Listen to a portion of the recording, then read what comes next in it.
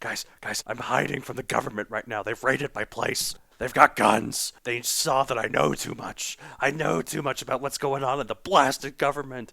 So I'm hiding from them. I really could use monetary support in order to get enough money to persuade the government in a monetary fashion to stop bothering me and that I'm no threat.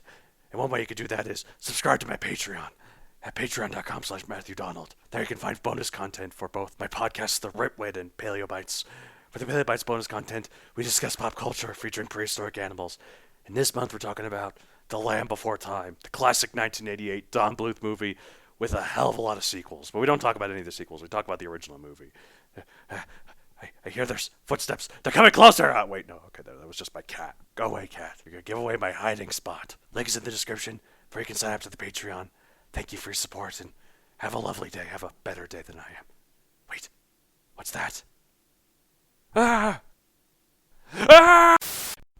Roar, growl, snarl, bellow. Welcome to Paleobites, the podcast about paleontology hosted by an English major. I'm qualified. My name is Matthew Donald, and each week I and a rotating series of guest co-hosts talk about and rate a genus of prehistoric animal, be it dinosaur, mammal, arthropod, and so on. This week I'm joined by someone who was once known by the name of Zenith, but is now known by the name of Tate. R.I.P. Zenith and Tate. Lexi Ryan, how are you? I'm good. How are you? I'm good. Those are our D&D, My D&D characters, by the way. Yes, if you're interested, you should check it out. It's great fun. Nice. Yeah, it is good fun. Like, I've played a couple of rounds. I need to play more rounds with more people. I don't know. It's fun. I still have my character. What is his name? Kleptocracy. He's a gnome ranger. Nice. Yeah. Ranger is the class that most D&D people that are really into it are like, psh, why are you choosing Ranger? But that was my first character, and I loved it. I just like the idea of my little gnome with like a clockwork sniper rifle or yeah. something. Yeah. Something like he's way too little for a gun as big as he has. Yeah. I had great fun. I mean, I love Legolas, so it was really fun. Of course, yeah, you're the more traditional elven ranger. Yes, I was. Yes, I was. I just was like a little gnome who everyone underestimates, but then like pew pew pew. Yeah, well, that was the only traditional thing about Zenith was the elven nature. I guess that's true. Yeah. There's nothing else traditional about her. I mean, her name's Zenith, for God's sake. Yes. Yes, of course. Okay, so I remember actually just 10 seconds before we recorded, you said that maybe you could insert some dinosaur stuff that you've learned into your D&D campaigns. Oh. From what you have learned today? Oh, today specifically. Or I guess maybe since we've done I don't know. done the show, is there anything you would incorporate into your campaigns? And what would it be? I don't know. It definitely, I don't know if it would fit this one that I'm running, but I could see. Well, just in general. Using, gosh, I don't know if it's today, but like, I could see using like a dinosaur that has a Medusa-like quality to it. Okay. That could be kind of fun. A Medusa Ceratops that actually turns things Or to I stone. could invent a dinosaur named clindamycin because I, for some reason, think that's a dinosaur, but it doesn't exist. I mean, there's a plesiosaur named Cryptocleidos. Cryptocleidos. Like, these are some fun names. Like, I feel like I could have a lot of fun with names. There's some freaking awesome dinosaur names. Like, you and I did Xenoposeidon once. Yeah, and that's badass. Yeah, there's Scorpio Venator. Yeah, that's great as well. Dynamo Terror. I think also, I don't know, I could probably incorporate maybe some cute little velociraptors that aren't as fierce. There's literally a Bambi Raptor. That's adorable. Yeah. But it would probably eat Bambi. Yeah, I did an episode of Bambi Raptor once with a friend of mine. I don't know if it's come out as of yet. Here, I can check my schedule like a professional. I recorded already, but I don't know if it's going to... It seems cruel to name something after something it eats. Yeah, or maybe its mother got shot. Would you call me Cheeseburgersaurus? Maybe. Calzonosaur. Let's see. Bambi Raptor. Oh, no, this came out a while ago. Baby Raptor came out a while ago. This episode, by the way, the Concavenator, comes out August 17th. Ooh. We're 30 by that point. We are 30 by that point. Let's not discuss that. No. I'd like to think I'm 29 in 13 months. Yes, of course. 29 forever. Yeah, exactly. I'm going to be 29 forever. Just the months go up, but not the years. We don't age at all. No, we're elves. If only. Ah, man. Yeah, that way I choose when to die. I just get in the boat when I want to, and then I go on the boat to the Grey Havens. To a new place. It's my choice. Yes. Yes. Anyways, that sounds nice. I'm thinking about Tolkien. I mean, I know we're not talking about the Orcoraptor or anything, but I think Tolkien sort of implied that Middle Earth would eventually become our world. I've heard. Interesting. Yeah, like you know how it's like in the Third Age, and like the Silmarillion's in the Second Age, and like the ring being destroyed is the end of the Third Age into the Fourth Age. I think I read What somewhere. happened to all the hobbits and the sexy elves? The elves all went to the Grey All Havens. of them. Yeah. Yeah. Dwarves, I guess. But where is that? I don't know. Where is that here? Australia? Maybe. Let's come to New Zealand. If that's so the it's Grey not far. Havens, the elves are in a lot of trouble. But yeah, I think I heard that we're in the 8th Age. Okay. I think. I don't know. I don't like that. I think it makes more sense. It's cleaner to me to say, "Oh, it's just a made-up world," you know. I think so then too. You gotta sure. be able to be like, "Oh, you know, you gotta fit all this weird stuff in." Yeah, orcs and magic and big, Sauron. huge, giant eagles. Yeah. Yeah, flaming eye. Yeah. The flaming eye is also definitely. Yeah, I haven't seen that except for when I, take a thing of my bong, man. Right? I don't know what kind of bongs you're hitting. I don't know either. Clearly, I haven't had any I can tell you, if you hit a bong and you're seeing that flaming eye, you are not having. I might have flaming eyes. You're not having. Yes, you might have flaming eyes, but you are not hitting weed, my friend. That is not an effect of cannabis. I guess that's true. Some sort of drug I would have I'm flaming sure. eyes. I'm sure, like the psychedelics. Yeah. Or like just my eyes would turn red.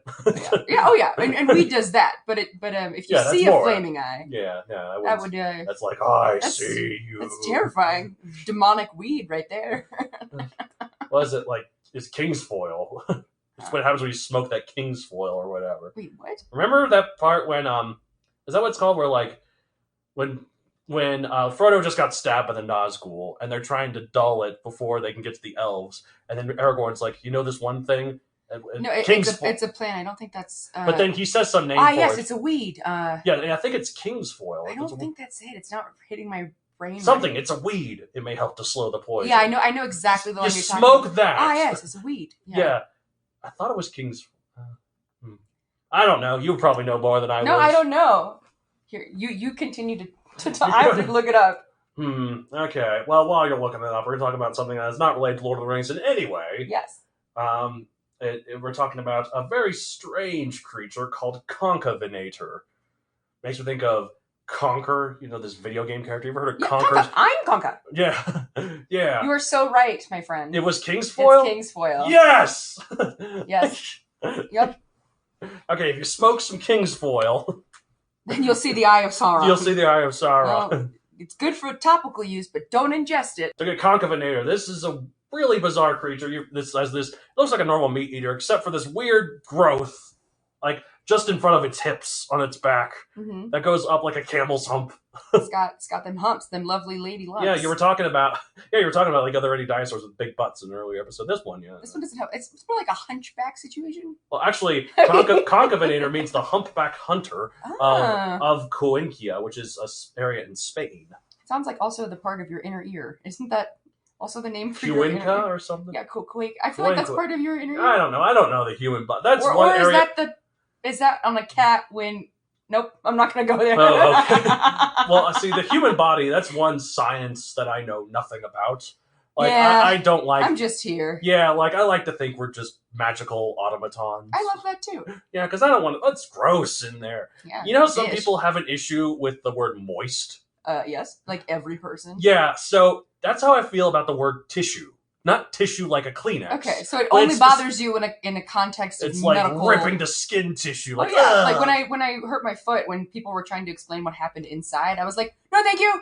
No, thank you. You don't need to tell me what's happening inside my body. Yeah, exactly. It's gross, friend. In body horror, I do not do body horror. Well, hopefully it didn't shame its hump the way we're shaming ourselves. It might have been useful for a couple things. I got some theories. Yeah, well, I'm sure the other one we talked about, the Medusa, I'm already forgetting. Medusaceratops made fun of it because it was all fancy and beautiful looking, and then all along came this humpback dinosaur. That's true. This one though, it had an Esmeraldasaurus. No.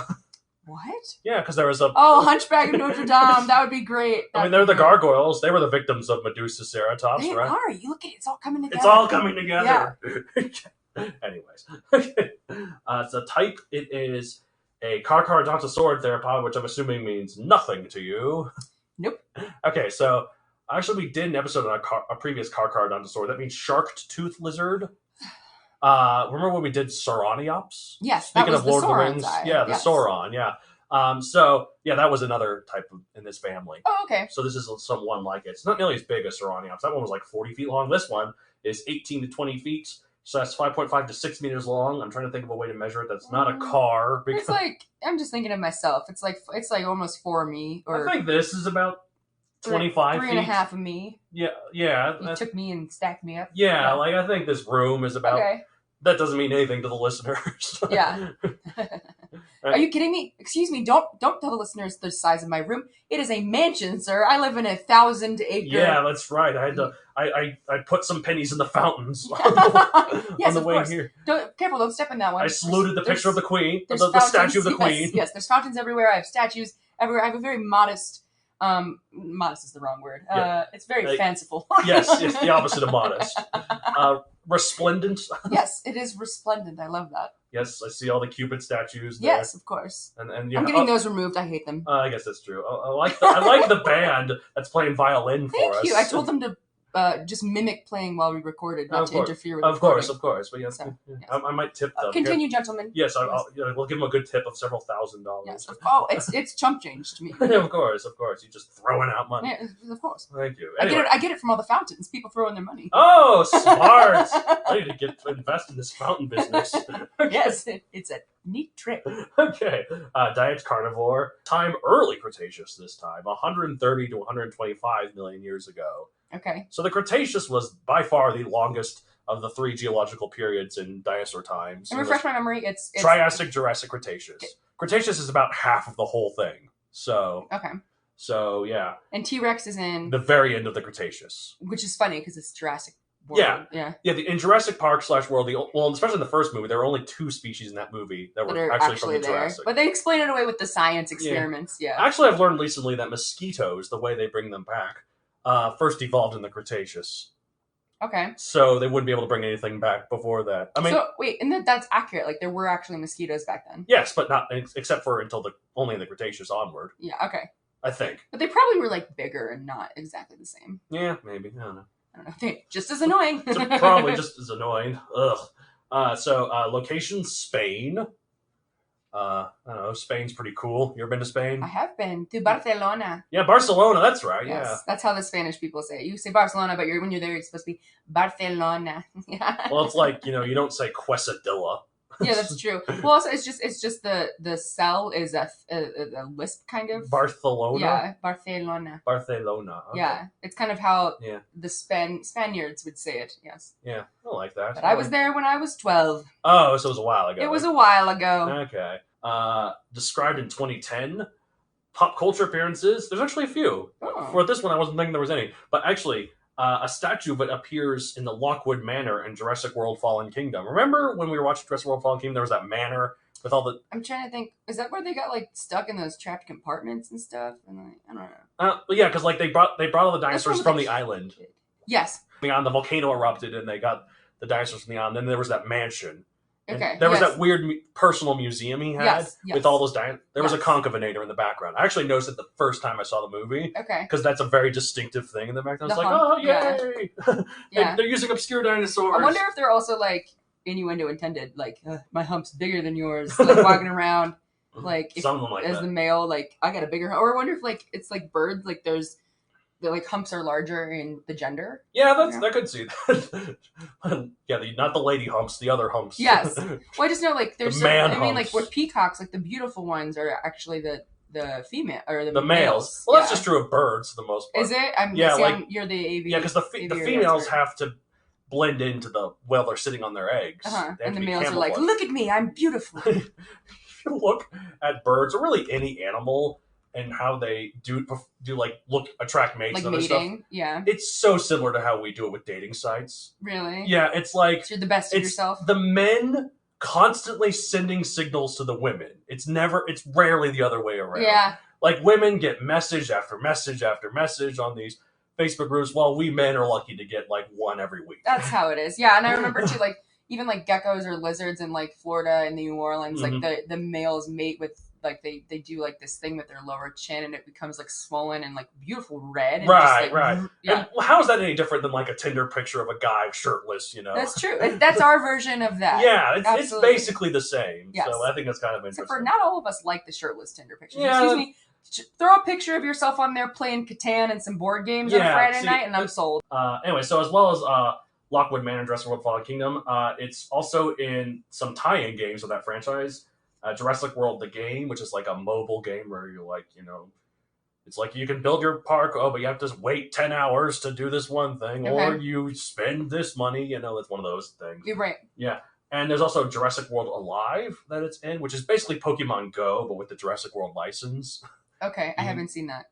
That seems like it would be scary. Yeah, you go out and you like capture walking down the street and it's a velociraptor. And it has like little CGI things of them kind of walking around. That's crazy. And it actually has a filter that you can use to take pictures with in case you want to take someone That's picture. so funny. I have a picture. I think there's a picture of me like and there's a dinosaur like right here. It's pretty good. It's That's framed cool. in my house. So, yeah. Sometimes dinosaurs have bizarre, seemingly one-of-a-kind features that perplex scientists and make them theorize to high heaven what in the world these things were for. The crest of Dilophosaurus, the horns of Carnotaurus, the plates of Stegosaurus. Those are just some of the more famous examples. One of the most bizarre, though, and by this I mean the most what the bizarre, is Concavenator. This thing looks like your typical medium-sized meat-eating dinosaur, except for the presence of two back vertebrae just in front of the hips that are extremely tall and form a narrow, pointed crest. Or possibly a hump like a camel. It's hard to tell. Although a camel skeleton doesn't have those. Yeah, because that's like water. It's not like it's bone. food. Like it's like a thing of fat that can live off. Like of. a squirrel's chubby cheeks. Yes, exactly. Yeah. So, and this is just such a weird placement for it, like just in front of the hips. Mm-hmm. Like that's like I could see it like in the middle of the back or maybe in the shoulders to make it like a hunchback, but in the back, like way back there. That's so weird. Who's this thing trying to impress? It's got a bump on the backside. Yeah, big gross bump too. So you just imagine but, like little you feathers. don't know. Maybe that's what the ladies were looking for. It's like the taller the better. Look at his bump. That's what they do. So what was this thing for? So as well as like maybe the usual attracting mates sort of thing. Some scientists speculate it could have been used for thermoregulation. Okay, cool. So like most dinosaurs were not entirely warm or cold blooded, with the exception of the highly bird-like ones, such as Velociraptor, which were formerly warm-blooded. Most of them were within a state in between called mesothermy, is what it is. Fancy. Yeah, so we have endothermy, and then it's not called ectothermy anymore. There's like poikilothermy or something. Or you could tell me, and I would just be like, It like, used to be, I don't know. when I was a kid, it used to be called ectothermy, but it means something. I don't know. Okay. But mesothermy is like in the middle.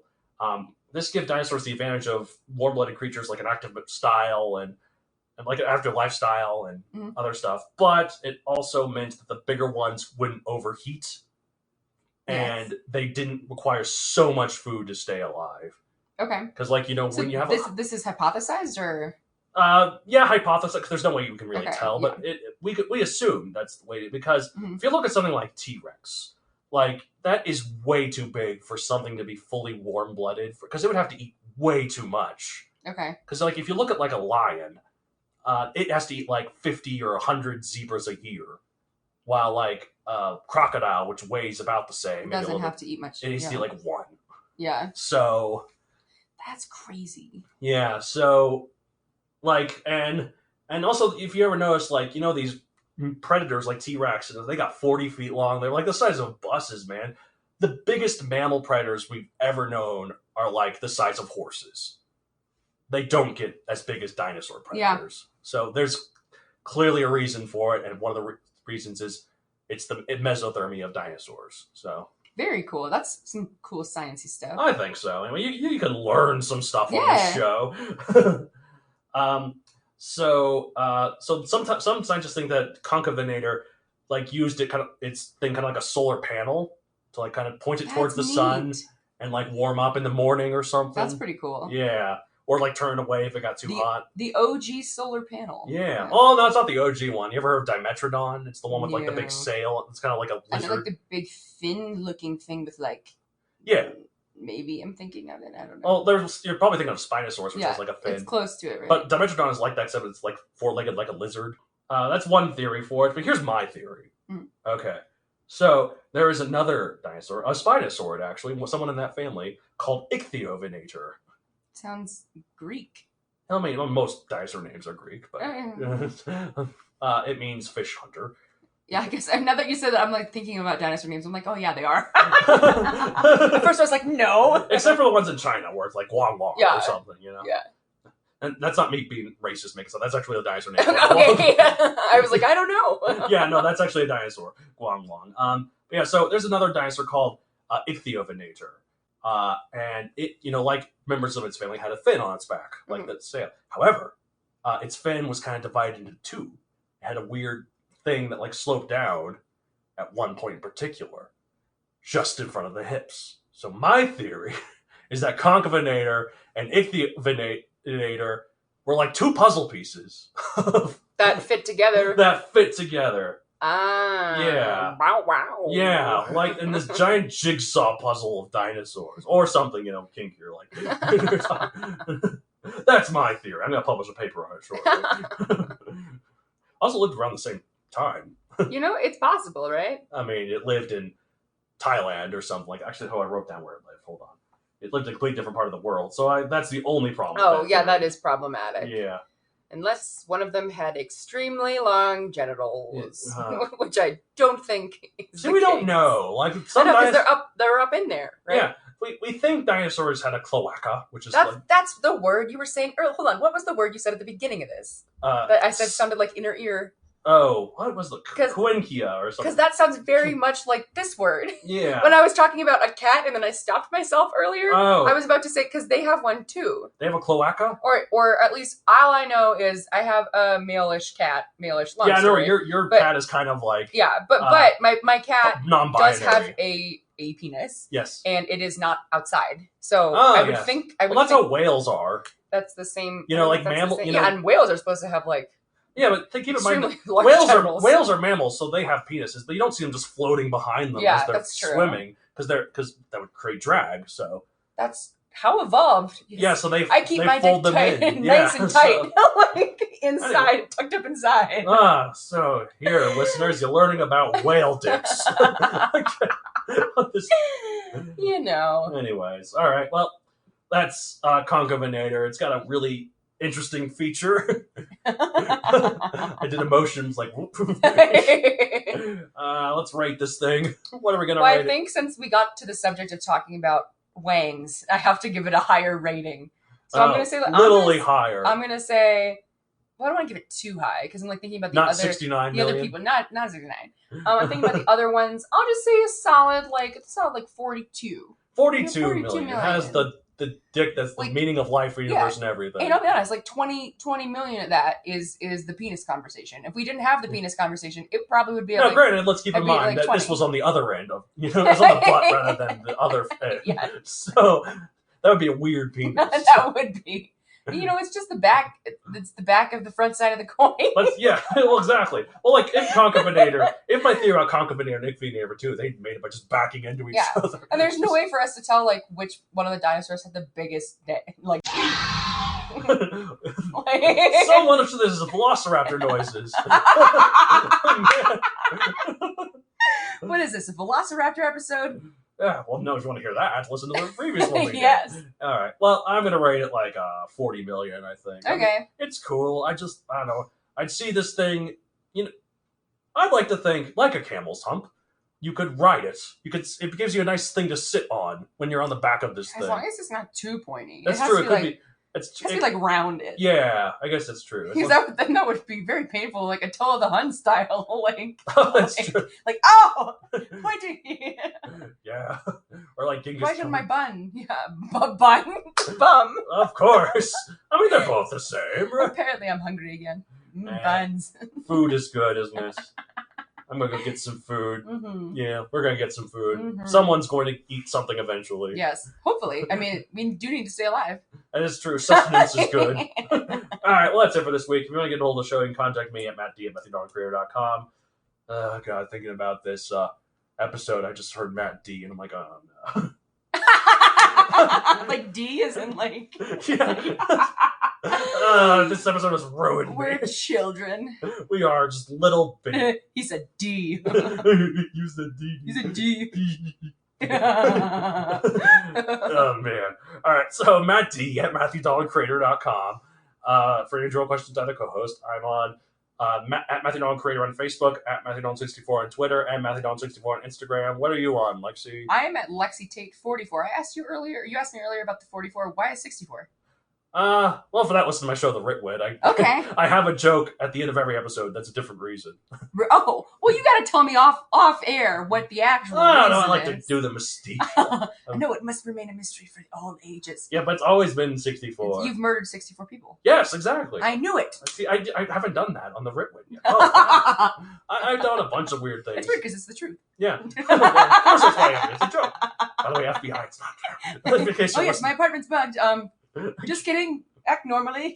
Right. Man. So, let's say I've done things like I have 64 moles removed off the side of my left face. Just the left side. Just the left side. I'm like Two-Face, Yeah, you know. I have many moles on the right side, but I only had 64 on the left side removed. Yeah, exactly. That's how random. Like I had my butt weighs 64 pounds at one point. 32 pounds per cheek. That's a big ass. I mean, no, 32 pounds per cheek. So, Those are some big cheeks. yeah, I'm thick, bro. Yeah, thick with 2 C's. Yes, exactly. Anyways, okay. Also, in case you hear this and like, man, I should read a book written by this guy. I have a book series on Amazon, Megazoc, available for print and Kindle. I'm fairly certain I have not used a Concavenator in it. It would be a good place to set a gun. Yeah, but there are lasers. There are lasers. Pew pew Lasers. roar. Pew! Pew! Also have a podcast, The Ritwit, as we were just talking about, where two twits talk about writing or writing and stuff. Writing tips, you know? Yes, and what I said last time, which I like, you're a twit if you don't listen to Ritwit. Yes. You hear that, twits? You're no longer twits if you listen to Ritwit. So go listen to Ritwit. You're no longer twits. There you go. Well, what do you got to lose? Anyways. Yeah. All right, that's it for this week. It was at the end of every episode of Paleo Bites. I feel like I've repeated that so many. Roar! I mean, they all roar, is what we think. Although we find that they might not actually roar, which is lame. That's It's more like they making a chirped. non-roar It's noise. like, That sounds like just like a bird. yeah, well, I mean, Like Cardi B. oh, yeah.